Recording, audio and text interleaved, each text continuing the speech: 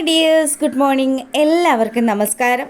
മൗനരാഗം സീരിയലിൻ്റെ ഇന്നത്തെ വിശേഷത്തിലേക്ക് എല്ലാവർക്കും സ്വാഗതം കേട്ടോ. അങ്ങനെ നമ്മുടെ കിരണിൻ്റെ മുന്നിൽ ഭയങ്കരമായിട്ട് സഹതാപം നടിച്ചുകൊണ്ട് ആ മനോഹർ അവിടെ അങ്ങനെ നിൽക്കുക. കല്യാണിക്കാണെങ്കിൽ അവൻ വന്നത് തീരെയും പിടിച്ചിട്ടില്ലാത്തത് കൊണ്ട് കല്യാണി പറഞ്ഞു, അതെ കണ്ട് രസിച്ചെങ്കിൽ പോവാൻ മേലെ. അയ്യോ അങ്ങനെയൊന്നും പറയല്ലേ കല്യാണി, ദേ കിരൺ സാർ ഇങ്ങനെ കിടക്കുന്നത് കാണുമ്പം എനിക്ക് നല്ല സങ്കടമുണ്ട്. അറിയാടാ, നിൻ്റെ ഭാര്യയും അവളുടെ അമ്മയും ഒക്കെ ഇവിടെ വന്നായിരുന്നു. അവരെല്ലാവരും ഇതേപോലെ തന്നെ നിന്ന് സഹതാപം കാണിച്ചിട്ടാണ് പോയിരിക്കുന്നത്. എനിക്കറിയാം എൻ്റെ കിരണേട്ടനിങ്ങനെ കിടക്കുന്നത് കാണുമ്പം ഏറ്റവും അധികം സന്തോഷിക്കുന്നത് നീയൊക്കെ ആണെന്ന്. അപ്പോഴും നമ്മുടെ മനു ആണെങ്കിൽ മുഖത്തൊരു ഭാവവ്യത്യാസവും കാണിക്കാണ്ട് പാവത്ത നടിച്ച് നിൽക്കുന്ന സമയം താര അങ്ങോട്ട് വരിക. താരയെ കണ്ട പാടെ തന്നെ മനോഹർ അവിടെ നിന്ന് ഇറങ്ങാൻ തുടങ്ങുമ്പോഴത്തേക്കിനും താര ഓടി വന്നു. ഇവനെന്താ ഇവിടെ എന്നുള്ള രീതിയിൽ ചോദിച്ചതും മനു ഒരു അക്ഷരം പോലും മിണ്ടിയില്ല. ഇവൻ എൻ്റെ മോളുടെ ജീവിതം തകർക്കുന്നവനാണെന്ന് പറഞ്ഞ് താര ഓടി വന്നിട്ട് നമ്മുടെ മനുവിൻ്റെ കഴുത്തിന് കുത്തിപ്പിടിക്കുക.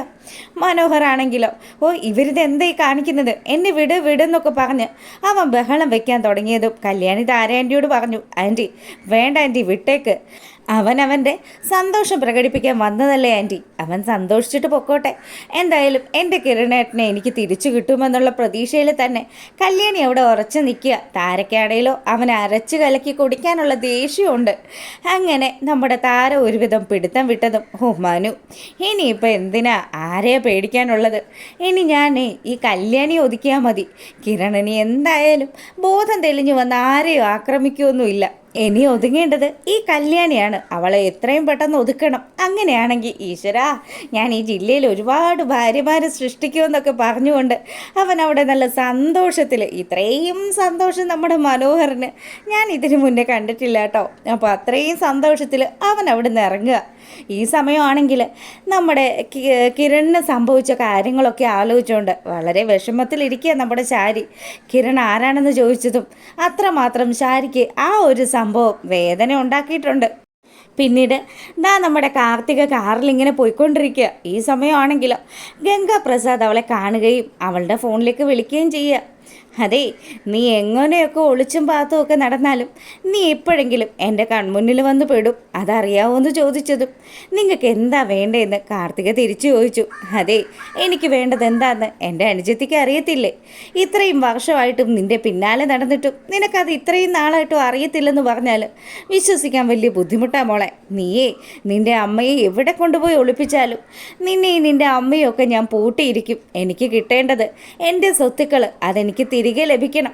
അത് ഇനി വൈകിക്കരുത്. എൻ്റെ ആൾക്കാർ എപ്പോഴും നിൻ്റെ പിന്നാലെ തന്നെ ഉണ്ടെന്നൊക്കെ പറഞ്ഞ് കാർത്തികയെ ഭീഷണിപ്പെടുത്തിക്കൊണ്ടിരിക്കുകയാണ് അവൻ. ആ സമയമാണെങ്കിൽ കാർത്തിക ഇനി മേലാൽ എന്നെ വിളിക്കരുതെന്ന് പറഞ്ഞ് അവൾ ഫോൺ വെച്ചതിന് ശേഷം ഈശ്വര ഇനി എന്ത് ചെയ്യും. അങ്ങനെ ഇവൾ ആലോചിച്ചുകൊണ്ട് നിൽക്കുമ്പം നമ്മുടെ ഗംഗാപ്രസാദ് ഒരു കാൽക്കുലേഷൻ നടത്തുക. എന്തായാലും ഇവളിപ്പോൾ കിരണിനെയും കല്യാണിയും വിളിക്കാനുള്ള സാധ്യതയുണ്ട്. അങ്ങനെയാണെങ്കിൽ താൻ അവരുടെ വീട്ടിൽ ചെന്ന് കഴിഞ്ഞാൽ ഇവരുടെ സംസാരവും ഇവരുടെ തീരുമാനങ്ങൾ എന്താണെന്നും ഒക്കെ അറിയാൻ സാധിക്കുമല്ലോ. അതറിഞ്ഞിട്ട് വേണം ഇനി കിരണിൻ്റെ ബാക്കിയുള്ള ജീവൻ എടുക്കണോ വേണ്ടയോ എന്നുള്ള കാര്യം തീരുമാനിക്കാനായിട്ട്. അങ്ങനെ ഇവൻ നേരെ പുറപ്പെടുക നമ്മുടെ കല്യാണിയുടെ വീട്ടിലേക്ക്. അപ്പോൾ കാർത്തികയാണെങ്കിൽ വലിയ വിഷമത്തിലായി. പിന്നീട് നമ്മുടെ കിരണും കല്യാണിയും കൂടി ഇരുന്ന് സംസാരിച്ചുകൊണ്ടിരിക്കുക. അതെ, ഇന്നാണ് ആ മനോഹർ വന്ദനയുടെ ബർത്ത്ഡേ ആഘോഷിക്കാൻ വേണ്ടി വരുന്നത്. എൻ്റെ മോളെ ഒരുപാട് പണം അവൻ പൊടിക്കുമല്ലോ അപ്പോൾ.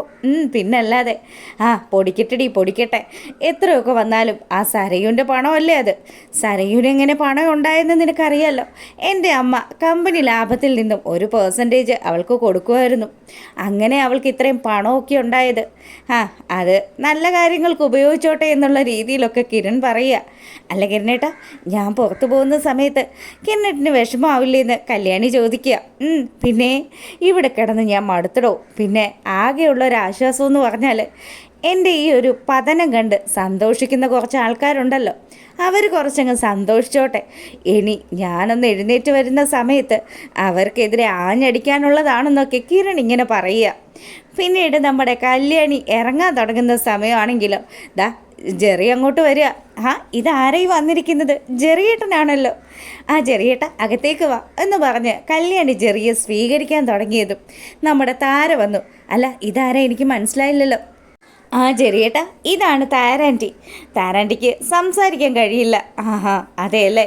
ഇതാണ് എൻ്റെ കിരണേട്ടൻ്റെ ജീവൻ രക്ഷിച്ച ജെറിയേട്ടൻ എന്ന് പറഞ്ഞ് കല്യാണി വലിയ കാര്യത്തിന് നമ്മുടെ താരയെ പരിചയപ്പെടുത്തുമ്പം താരയാണെങ്കിൽ രണ്ട് കൈയും ഒക്കെ കൂപ്പി ആ ദുഷ്ടനെ തൊഴുതുകൊണ്ട് നിൽക്കുക. അങ്ങനെ അവൻ നേരെ വരുന്നത് നമ്മുടെ കിരൺ കിടക്കുന്ന ആ ഒരു റൂമിലേക്കാണ്. അപ്പോൾ കിരണാണെങ്കിൽ അവിടെ ഒരു ഓർമ്മയില്ലാത്ത പോലെ തന്നെ അങ്ങനെ തന്നെ അഭിനയിച്ച് കിടക്കുമ്പോൾ നമ്മുടെ കിരണിന് കുറച്ച് ഫ്രൂട്ട്സ് കൊണ്ടുവന്നത് ഇവൻ ആ കല്യാണിയുടെ കയ്യിലേക്ക് കൊടുക്കുക. എന്തിനാ ചെറിയേട്ട ഇതൊക്കെ വാങ്ങിച്ചത്? ഏയ് നിങ്ങളുടെ എല്ലാ കാര്യങ്ങളും ഇപ്പം ഞാൻ മനസ്സിലാക്കി കഴിഞ്ഞു. ഞാൻ കിരണിൻ്റെ അച്ഛനെ കണ്ട് സംസാരിച്ചായിരുന്നു. കല്യാണി മുന്നേ സംസാരിക്കാതിരുന്ന കുട്ടിയാണെന്നും കല്യാണിയെ കിരൺ ജീവിതത്തിലേക്ക് കൈപിടിച്ചുയർത്തിയതിന് ശേഷം കല്യാണിക്ക് വെച്ചടി കയറ്റമായിരുന്നെന്നും കല്യാണി ഇപ്പം ഇങ്ങനെ ഈ രീതിയിൽ ഇത്രയും ബോൾഡായിട്ടും വിദ്യാസമ്പന്നയായിട്ടും നിൽക്കുന്നുണ്ടെങ്കിൽ അതിനൊക്കെ പിന്നിലെ കല്യാണിയുടെ കിരണാണെന്നും എല്ലാം ഞാൻ അറിഞ്ഞു. ആ അതെ, അച്ഛൻ താങ്കളെ കണ്ട വിവരമൊക്കെ ഞങ്ങളോടും പറഞ്ഞായിരുന്നു എന്ന് കല്യാണിയും പറയുക. അങ്ങനെ അവർ സംസാരിച്ചുകൊണ്ട് നിൽക്കുന്ന സമയമാണെങ്കിലോ നമ്മുടെ കാർത്തിക കറക്റ്റായിട്ട് കല്യാണിയുടെ ഫോണിലേക്ക് വിളിച്ചു. കാർത്തിക ചേച്ചിയാണല്ലോ വിളിക്കുന്നതെന്ന് പറഞ്ഞ് കല്യാണി ആ കോൾ അറ്റൻഡ് ചെയ്തതും പെട്ടെന്ന് തന്നെ നമ്മുടെ ഗംഗാപ്രസാദിന് ചെറിയൊരു സ്പാർക്ക് ഉണ്ടായി. ഇനിയിപ്പോൾ ഇവറ്റകൾ എന്താ സംസാരിക്കുന്നതെന്ന് കേട്ടറിയാമല്ലോ. അങ്ങനെ അവൻ വലിയ സന്തോഷത്തിൽ അവിടെ നിൽക്കുക. ഈ സമയമാണെങ്കിലോ നമ്മുടെ കാർത്തിക പറഞ്ഞു, കല്യാണി അവൻ ഇവിടെ തന്നെയുണ്ട്. അവൻ എന്നെ കണ്ടിട്ട് സംസാരിച്ചതുപോലെയാണ് ഉള്ളത്. ചേച്ചി എന്തിനിങ്ങനെ ടെൻഷൻ അടിക്കുന്നത്? നമ്മുടെ ആൾക്കാരൊക്കെ ചേച്ചിയുടെ പിന്നാലെ തന്നെയുണ്ട്. ചേച്ചി ടെൻഷൻ അടിക്കുമൊന്നും വേണ്ടാന്ന് പറഞ്ഞതും ഓഹോ അങ്ങനെയാണല്ലേ ഇപ്പം കാര്യങ്ങൾ. ആൾക്കാരെയൊക്കെ നീ ചട്ടം കെട്ടി നിർത്തിയിരിക്കുകയാണല്ലേ എന്നൊക്കെ ഇവനിങ്ങനെ മനസ്സിൽ കാൽക്കുലേറ്റ് ചെയ്യുമ്പോൾ കിരൺ മൊത്തത്തിൽ ഇവരെ മുഴുവനും അളന്ന് വയ്ക്കുകയാണ്, അതായത് ഈ ഗംഗാപ്രസാദിനെ. അങ്ങനെ ആ കോള് കട്ടായതും എന്താ കല്യാണി എന്തെങ്കിലും പ്രശ്നമുണ്ടോ എന്ന് ചോദിച്ചു. ആ അതേ എനിക്കൊരു ചേച്ചിയുണ്ട്. ഈ അടുത്ത കാലത്തെ ചേച്ചി ഉണ്ടെന്ന് തന്നെ അറിഞ്ഞത് എൻ്റെ അച്ഛൻ്റെ ആദ്യ ഭാര്യയിലുണ്ടായ മോളാ കാർത്തിക ചേച്ചിയാ. ലക്ഷ്മി അമ്മ രണ്ടാമത് വിവാഹം കഴിച്ചത് മേലുള്ള ഒരു വ്യക്തിയാണെന്നും അയാൾക്കുണ്ടായ മകനാണ് ഗംഗാപ്രസാദ് എന്നും ഒക്കെ പറയുമ്പോൾ ആ അവനാടി നിന്റെ മുന്നിൽ നിൽക്കുന്നതെന്നൊക്കെ ആലോചിച്ചുകൊണ്ട് ഗംഗാപ്രസാദ് അവിടെ നിൽക്കുമ്പം ഈ ഗംഗാപ്രസാദിന് പിന്നിൽ എന്തൊക്കെയോ ചില ചതികൾ മണക്കുന്നുണ്ടെന്ന് മനസ്സിലാക്കിക്കൊണ്ട് നമ്മുടെ കിരൺ കിടക്കുന്നതൊക്കെയാണ് ഇന്നത്തെ വിശേഷത്തിലുള്ളത്. അപ്പോൾ ഓക്കെ, താങ്ക് യു.